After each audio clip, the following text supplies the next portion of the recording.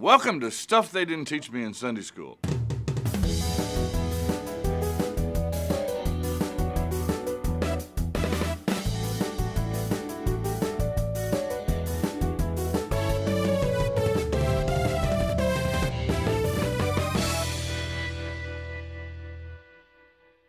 We're coming down the home stretch on Stuff They Didn't Teach Me in Sunday School. We've got 3 little short letters left in the book of Revelation. We're going to take 2 of those little short letters today. We're going to take 2nd and 3rd John. We did 1 John last week. A little bit about the Apostle John. John, of course, is one of the disciples. He is part of the fishing conglomerate of Andrew and Peter, James and John, brother to James. James was martyred early on in the book of Acts.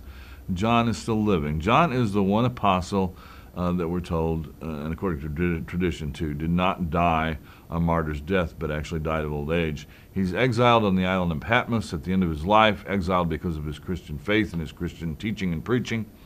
John is also always called in John's writing the apostle whom Jesus loved, and so we sometimes get the idea that John and Jesus had a special relationship. Maybe they did, but it also may just be John's way of writing about himself. The disciple, there's Peter and James and Andrew, and the disciple whom Jesus loved, the other guy. And the other guy was always John. John, you get a glimpse of John's personality a little bit in 2nd and 3rd John. 2nd John, and these are books we don't read that often. 2nd John is written to, in verse 1, the elder to the elect lady and her children. Now, the elect lady is a church, no doubt, and her children, the members of that church somewhere. We don't really know where they were. Probably one of the churches in Asia Minor, because that's where John is most closely associated. He writes in verse 5, "Now I beg you, lady, not as though I were writing you a new commandment, but the one we've had from the beginning, that we love one another." The question arises, was there a particular problem in that church that made John address the issue of love and relationships in that congregation? Or is this just John's kind of characteristic way of approaching his churches? 1 John certainly has much about love for our fellow man. He says in verse 6, "This is love, that we follow his commandments. This is a commandment, as you've heard from the beginning, that you follow love." And then he says, "For many deceivers have gone out in the world, men who will not acknowledge the coming of Jesus Christ in the flesh." We've talked about Gnosticism. I believe he's talking about Gnostics again. People that don't acknowledge that this was the Christ in his birth, it was the Christ in his life, and it was the Christ in his death. He was God in the flesh in birth, God in the flesh in life, God in the flesh in death. And he says, such a one is the deceiver and the Antichrist. So people that claim that are the Antichrist. In verse 9 he says, "Anyone who goes ahead and does not abide in the doctrine of Christ does not have God. He who abides in the doctrine has both the Father and the Son. If anyone comes to you and does not bring this doctrine," this teaching, that's what doctrine means, "do not receive him in the house or give him any greeting, for he who greets him shares his wicked work." So abide in the doctrine that Jesus Christ came in the flesh. He suffered, he died for you, he rose again for you, and he now lives, and you'll live with him as well. If somebody tries to take you off of that hope and off of that central focus, don't listen to him. Don't have anything to do with him, John says. It's a personal letter from John to a church.